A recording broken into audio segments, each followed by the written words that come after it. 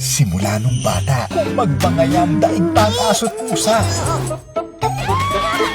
Yabang talaga. Mabagal ka naman kumain eh. As if mabilis kang kumilos. Ang sakit ah! Bilisan mo na! Dinagdagan pa ng away pamilya nila. By majority vote, ang Sokban Construction ang magte-take over ng Dokmok High School Foundation.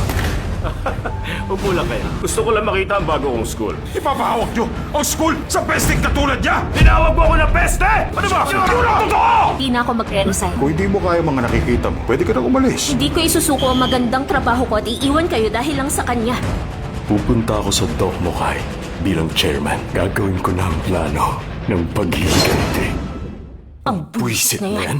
At sa kanilang muling pagkikita, Miss Yoon, Oh, oh, siya ang bago nating chairman. Nice to meet you, Teacher Yoon Ji-won.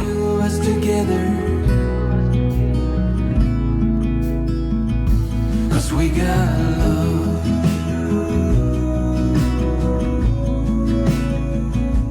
higil at galit sa isa't isa ang naaalala. Ji-won! Hoy!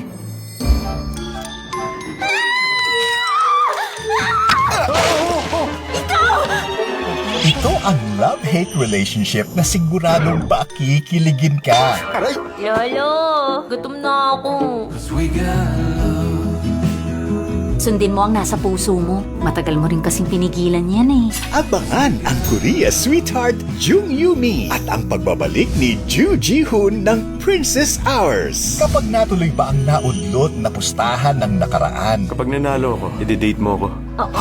Mag-date tayong dalawa pag namulaklak ang Laila. Ang hate to your favorite enemy ay magiging Love Your Enemy ngayong May 25 na 9:30 p.m. sa ating Primetime Bida.